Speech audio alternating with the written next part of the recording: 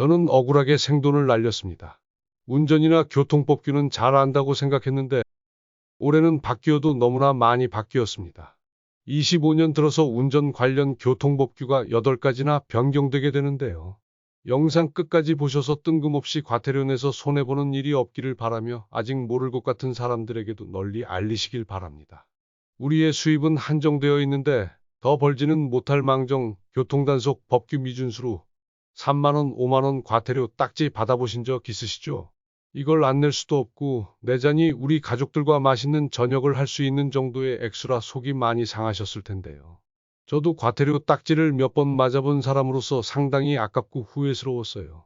지피지기면 백전백승이라 알아야 피해갈 수 있는 변경 법규들.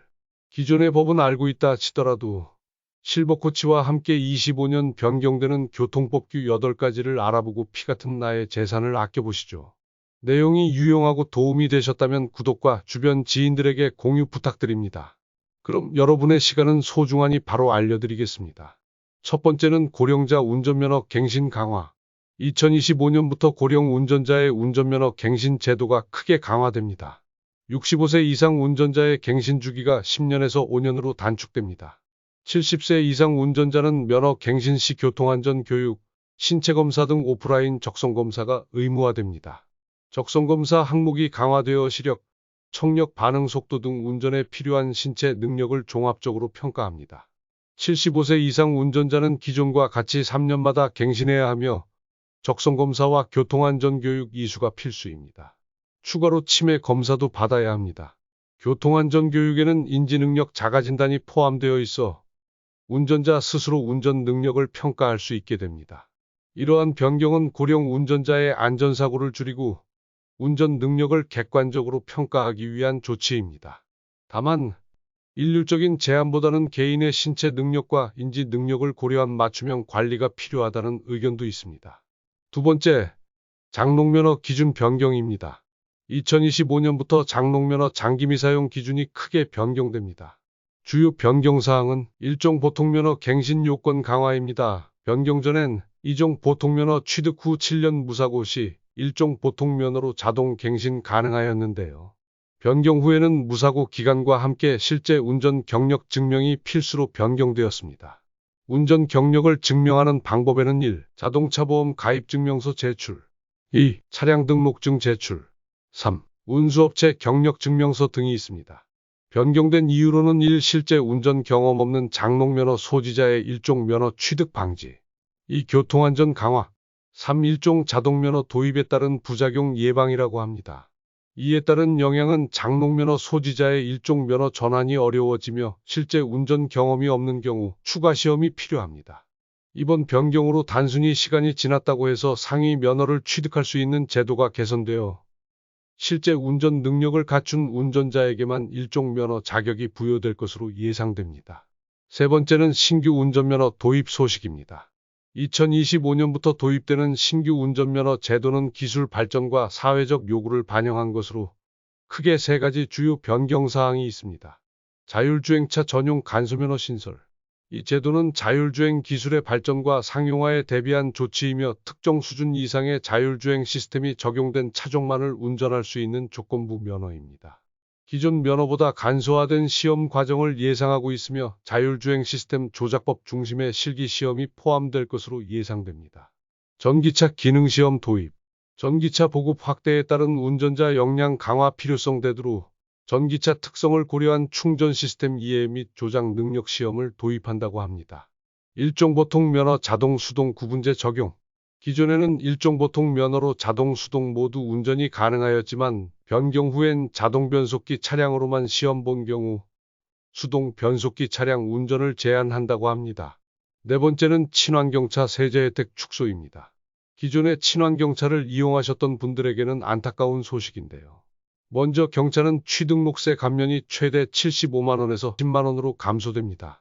하이브리드 차량은 개별 소비세 감면이 100만원에서 70만원으로 감소되며 전기차 수소차는 고속도로 통행료 감면율이 10%에서 2027년까지 연간 10%씩 축소 적용된다고 합니다.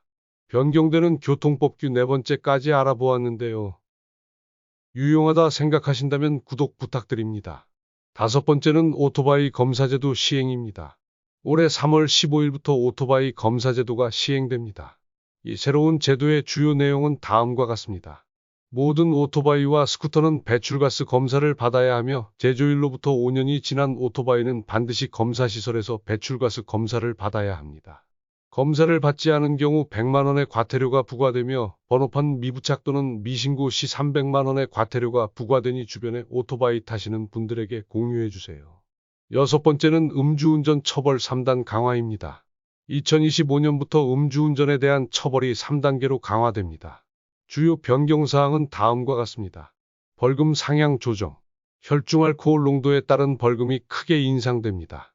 0.03에서 0.08%, 500만 원 이하에서 700만 원 이하로 상향, 0.08에서 0.2%, 1000만 원 이하에서 1500만 원 이하로 상향, 0.2% 이상, 2000만 원 이하에서 3000만 원 이하로 상향.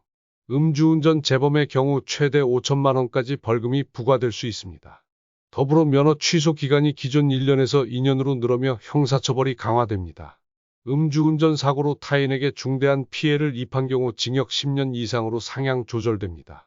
또한 음주운전 초범도 징역형을 받을 수 있도록 법이 강화됩니다.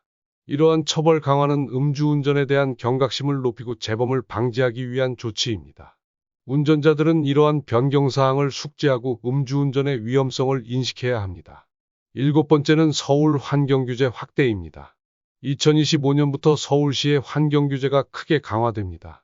주요 변경사항은 다음과 같습니다. 배출가스 4등급 경유차는 녹색교통지역 4대문 안운행이 제한됩니다. 또한 배출가스 5등급 차량은 2025년부터 서울 전역에서 연중 운행이 제한되며 2030년에는 4등급 경유차의 운행이 서울 전역으로 확대됩니다. 그리고 친환경 차량 전환이 이루어질 계획인데요. 배달용 오토바이는 25년까지 전기 이륜차로 교체되며 경유 마을버스와 택배 화물차는 16년까지 전기차로 전환됩니다. 이어서 서울시에서는 대기오염물질 감축 목표를 강화하였으며 기타 규제 강화로 대기질 개선과 함께 관련 일자리 창출 및 경제적 효과도 기대하고 있습니다. 여덟 번째는 차량 내 소화기 비치 의무화입니다. 소화기 비치 의무화는 기존에는 7인승 이상의 차량에서 5인승 이상 모든 차량으로 확대되었으며 자동차 겸용 표시가 되어 있는 소화기만 인정합니다.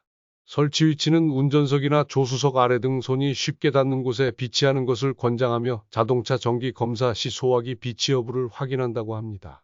25년 이전에 신규 등록 차량 외에 기존 차량은 해당이 없고 차량용 소화기는 마트, 인터넷 쇼핑몰, 자동차 용품점에서 쉽게 찾아볼 수 있고 가격은 17,000원부터 35,000원대로 형성되어 있습니다.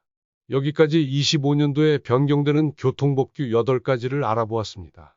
법은 우리 사회에서 발생하는 다양한 문제들을 해결하기 위한 규칙과 기준을 제시해주는 역할을 하며 이를 통해 사회의 안정성과 공정성을 유지하는 데 큰 도움을 줍니다.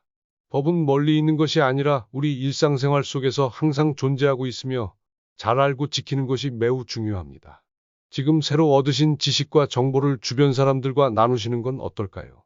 지금까지의 정보들을 확인하여 본인에게 해당되는 변경 법규들을 점검해 보시길 바랍니다. 그럼 오늘의 영상은 여기까지입니다.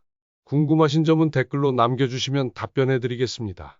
앞으로 중년, 노년 생활에 유용한 정보들을 알려드릴 테니 구독과 좋아요 한 번씩 부탁드리며 이 정보를 꼭 아셨으면 하는 소중한 분들에게 공유하기 부탁드립니다. 시청해 주셔서 감사합니다.